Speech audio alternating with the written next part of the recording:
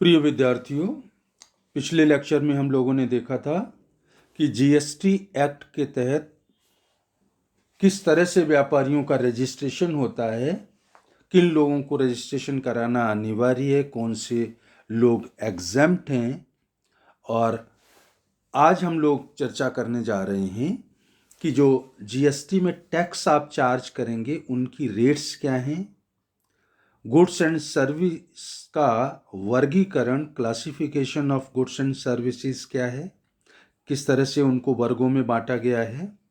साथ ही पहले भी चर्चा कर चुके हैं, इनपुट टैक्स होता है, एक आउटपुट टैक्स होता है, इनपुट क्रेडिट होती है। तो इनका मीनिंग समझने का प्रयास करेंगे।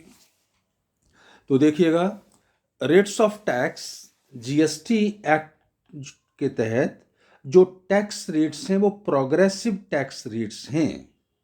मीन्स जैसे जैसे इनकम आदमी की बढ़ेगी या लग्जरी की तरफ बढ़ेगा तो टैक्स की रेट बढ़ती जाएगी। इसलिए ज़रूरत की वस्तुओं पर कम टैक्स है और लग्जरी आइटम्स पर टैक्स की रेट को अधिक रखा गया है। प्रोग्रेसिव टैक्स सिस्टम है। टैक्स की जो दरें हैं वो इस तरह से हैं, 0% मीन्स एग्जैम्प्ट नहीं है, वो टैक्स फ्री नहीं है। अभी टैक्स उन पर 0 रेट का रखा है, कोई टैक्स नहीं लगेगा। कुछ वस्तुओं पर 5%, 12%, 18% और हाईएस्ट टैक्स रेट है 28% प्लस सेस।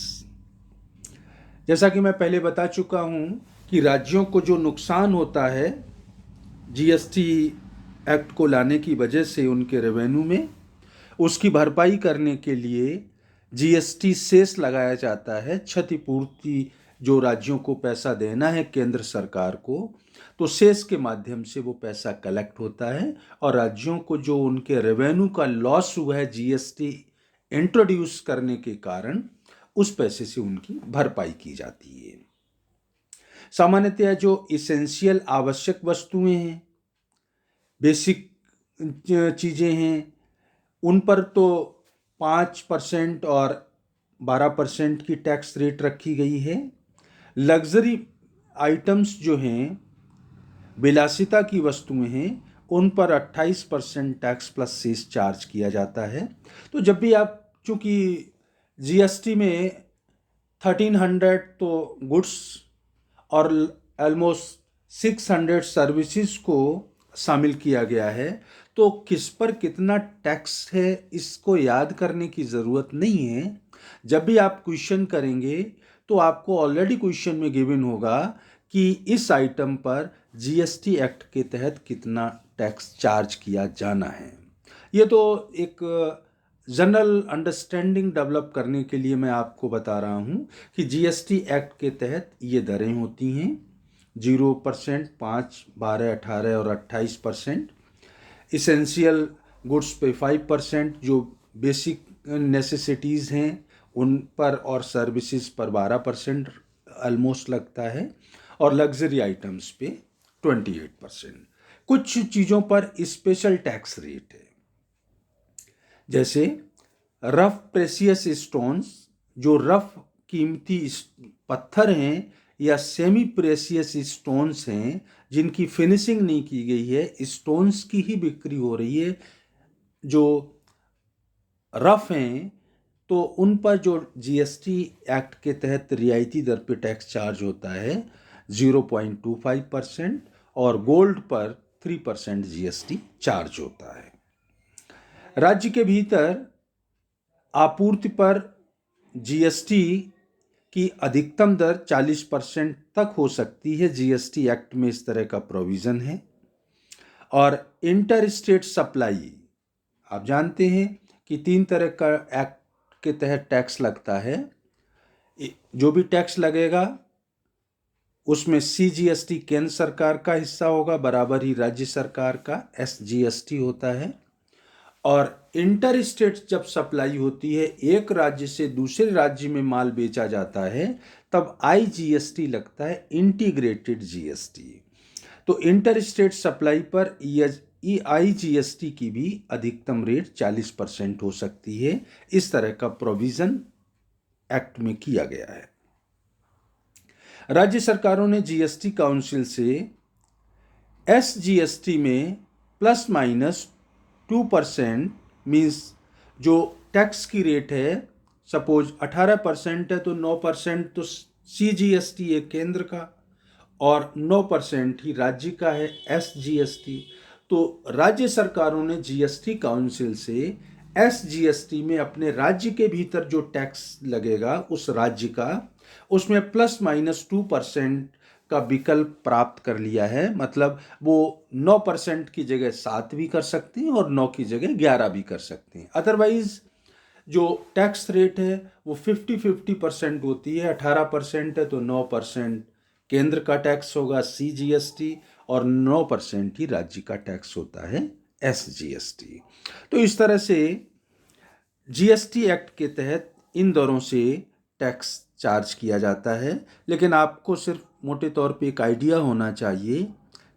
न्यूमेरिकल क्वेश्चन जब आप करेंगे तो ऑलरेडी आपको क्वेश्चन में दिया जाता है कि जो माल या सेवाओं का क्रय विक्रय हो रहा है उन पर किस दर से जीएसटी एक्ट के तहत टैक्स लगता है और उसी के बेस पे हम अपनी कैलकुलेशन करेंगे।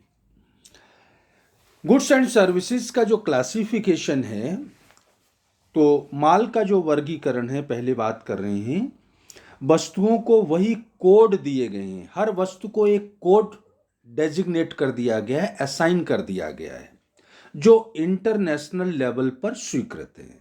अंतर्राष्ट्रीय स्तर पे प्रत्येक वस्तु को आइडेंटिफाई करने के लिए कोड दिया गया है। वही कोडिंग सिस्टम यहाँ जीएसटी एक्ट के तहत लाया गया है, जिसको बोला जाता है harmonised system of nomenclature. Short में इसको बोलते हैं HSN। तो हार्मोनाइज्ड सिस्टम ऑफ नॉमेनक्लेचर, हर वस्तु का इंटरनेशनल लेवल पे एक कोड निर्धारित है। वही कोड सिस्टम हर वस्तु को यहाँ अलॉट किया गया है। जब भी आप बीजक जारी करेंगे इस कोड को लिखना होता है। कोड लिखते ही ऑटोमेटिकली सिस्टम ले लेगा कि कौन सी वस्तु बेची जा रही है। वस्तु का डिटेल लिखने की जरूरत नहीं होती है। जो कोड होता है इसमें 8 डिजिट होती हैं। भारत में आपूर्ति करने पर 4 डिजिट ही काम में आएंगी, लेकिन अगर आप एक्सपोर्ट और इंपोर्ट करेंगे तो 8 डिजिट काम में आती हैं। 1.5 करोड़ तक के आवर्त पर इसका प्रयोग नहीं होता है, क्योंकि 1.5 करोड़ तक का अगर टर्नओवर है तो सामान्य रूप से उनको रजिस्ट्रेशन की आवश्यकता नहीं होती है, या फिर वो बिल ऑफ टैक्स जारी नहीं कर सकते हैं। तो इसलिए उन लोगों को लिए तो नहीं है। अदरवाइज रजिस्ट्रेशन की तो खैर आवश्यकता पड़ती है, लेकिन चूंकि 1.5 करोड़ तक टर्नओवर है तो वो लोग क्या करते हैं कि कंपोजिशन स्कीम में चले जाते हैं और टैक्स इनवॉइस जारी नहीं करते हैं। टैक्स इनवॉइस जारी नहीं होगा तो वस्तु का HSN नंबर क्या है उसको डालने की ज़रूरत नहीं है। तो 1.5 करोड़ तक के आवर्त पर इसका प्रयोग नहीं होता है। 1.5 करोड़ से अधिक और 5 करोड़ तक का टर्नओवर है तो 2 डिजिट काम में आएंगी, और 5 करोड़ से अधिक का अगर टर्नओवर है तो उस वस्तु के 4 जो डिजिट होंगे कोड के, वो 4 डिजिट काम में लिए जाएंगे। तो जो भी उनका इंटरनेशनल लेवल पे कोड निर्धारित है वो आप सॉफ्टवेयर में जाके जैसे ही कोड डालेंगे, 5 करोड़ तक है तो 2 ही डिजिट डालनी पड़ेंगी, और 5 से ऊपर है तो 4 डिजिट डालनी पड़ेंगी। तो उस आइटम का सारा डिटेल आ जाएगा और जीएसटी एक्ट के तहत उस पर कितनी टैक्स की रेट निर्धारित है और ऑटोमेटिकली सॉफ्टवेयर कैलकुलेट कर देता है। तो इस तरह से प्रत्येक वस्तु को एक नंबर या कोड दिया गया है जिसको बोलते हैं HSN नंबर। वस्तुओं का भी वर्गीकरण किया गया है। इनका वर्गीकरण सेवा लेखांकन code, service accounting code SAC के अनुसार किया गया है। इसमें भी 8 डिजिट होंगी, जिनके प्रारंभ की 2 डिजिट शून्य होती हैं। फिर आगे की जो 6 डिजिट हैं उसमें आपको डालना होता है डिजिट्स को। तो वो आइडेंटिफाई हो जाता है कि कौन सी सर्विस आप प्रोवाइड कर रहे हैं, उस सर्विस पर टैक्स जीएसटी एक्ट के तहत किस तरह से कैलकुलेट होगा, वो सॉफ्टवेयर अपने आप ले लेता है। कुल मिलाकर के बात ये है कि जीएसटी एक्ट के तहत प्रत्येक वस्तु और सेवा को एक कोड दिया गया है। जब भी आप रिटर्न भरते हैं या बिल जनरेट करते हैं तो वस्तु का डिटेल वो डालने की ज़रूरत नहीं है, आप उसका कोड नंबर डालेंगे। कोड नंबर डालते ही उस सेवा या माल का सारा डिटेल आ जाता है कि आपने कौन सी सेवा या माल की सप्लाई की है और उस पर अब टैक्स की गणना किस तरह से करनी है। कुछ एक टर्म बार बार काम में लेते हैं, पहले भी ले चुके हैं, आगे भी काम में लेंगे। इनका अर्थ देख लीजिएगा। Input tax, output and input credit क्या होती है। तो इनपुट टैक्स आपूर्ति प्राप्त करने वाले व्यक्ति, मतलब सप्लाई प्राप्त करने वाले व्यक्ति द्वारा जो टैक्स चुकाया जाता है। एक्स ने मुझे माल बेचा, तो अब मैं उस माल पर जो टैक्स पे करूंगा, पे करने के लिए पिछले व्यक्ति के द्वारा जो टैक्स पे किया गया है वो हमारे लिए ये माना जाएगा इनपुट टैक्स है। मीन्स आपूर्ति प्राप्त करने वाले व्यक्ति द्वारा चुकाया गया कर इनपुट टैक्स माना जाता है। ये रजिस्टर्ड व्यक्ति के संबंध में ही उत्पन्न होता है। अगर अनरजिस्टर्ड है तो इनपुट टैक्स या इनपुट क्रेडिट उसको नहीं दी जा सकती है। तो आपूर्ति प्राप्त करने वाला जो टैक्स मैं खरीद रहा हूं, तो मैंने जो टैक्स पे किया है वो इनपुट टैक्स है। आपूर्ति प्राप्तकर्ता द्वारा SGST, CGST मतलब स्टेट का, सेंट्रल का, IGST इंटर स्टेट, और स्टेट की जगह कई जगह यूनियन टेरिटरीज हैं तो UTGST के तहत देय कर को ही इनपुट टैक्स माना जाता है।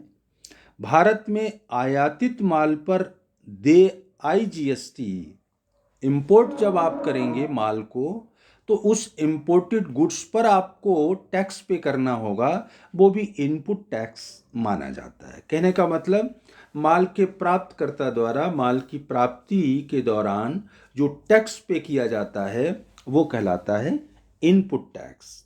कंपोजिशन टैक्स या कंपोजिशन लेवी के तहत देय कर को इनपुट टैक्स नहीं माना जाता है। आगे इसके बारे में विस्तार से बात करेंगे। कंपोजिशन स्कीम मैंने ले रखी है, अब मैंने माल प्राप्त किया और कोई टैक्स पे किया है, तो जो टैक्स मैं पे कर रहा हूं वो इनपुट टैक्स नहीं होगा और उसकी क्रेडिट भी नहीं दी जाएगी। तो इनपुट टैक्स का मतलब माल के को मोटे रूप में परचेज के समय आपने जो टैक्स पे किया है वो इनपुट टैक्स है। आउटपुट टैक्स का मतलब किसी रजिस्टर्ड व्यक्ति या उसके एजेंट के द्वारा माल अथवा सेवाओं या दोनों की कर योग्य आपूर्ति की है। फिर इस आपूर्ति पर एक्ट के तहत जो टैक्स वसूला जाना है, रिवर्स चार्ज के आधार पर देकर इसमें शामिल नहीं होंगे। वो एक अलग चीज है। रिवर्स चार्ज, RCM की बात बाद में करूंगा। रिवर्स चार्ज मैकेनिज्म एक होता है। तो रजिस्टर्ड व्यक्ति या उसके एजेंट के द्वारा जो माल या सेवाओं का विक्रय किया गया, सप्लाई की गई है, सप्लाई पर जो टैक्स GST एक्ट के तहत लगना है वो कहलाता है आउटपुट टैक्स। अपंजीकृत व्यक्ति से प्राप्त आपूर्ति पर देय कर इसमें शामिल नहीं होगा। मीन्स अपंजीकृत व्यक्ति से अगर आपने माल खरीदा है, उस माल पर देय कर इसमें शामिल नहीं होगा, मतलब वो आउटपुट टैक्स में शामिल नहीं किया जाएगा। Input credit, input credit means at the time of paying tax on output you can reduce the tax you have already paid on inputs। Means जब आप आउटपुट टैक्स पे करते हैं, सेल परचेज या सप्लाई करते हैं, तो उस दौरान आपने जो टैक्स पे करना है गवर्नमेंट को, उस टैक्स में से जो टैक्स आप at the time of purchase already पे कर चुके हैं उसको आप माइनस करते हैं तो वो कहलाता है इनपुट टैक्स क्रेडिट। तो इनपुट क्रेडिट का मतलब जो परचेज के समय आपने टैक्स पे किया है वो आउटपुट टैक्स लायबिलिटी में से रिड्यूस करते हैं तो उसको बोलते हैं इनपुट टैक्स क्रेडिट। तो आज का ये डिस्कशन हम लोगों का यही था कि जीएसटी में टैक्स की रेट्स क्या हैं, गुड्स एंड सर्विसेज का क्लासिफिकेशन किस तरह से किया गया है, साथ ही इनपुट टैक्स मीन्स परचेज के समय आपने जो पे किया, आउटपुट का मतलब जो आप सेल के दौरान पे करेंगे, इनपुट क्रेडिट का मतलब आउटपुट लायबिलिटी में से इनपुट टैक्स को जो टैक्स परचेज के समय पे किया उसको आप घटा दें तो इनपुट क्रेडिट कहलाती है। इसको हम लोगों ने समझने का प्रयास किया। नेक्स्ट लेक्चर में इसके आगे के प्रोविजंस की बात करूँगा। Thank you.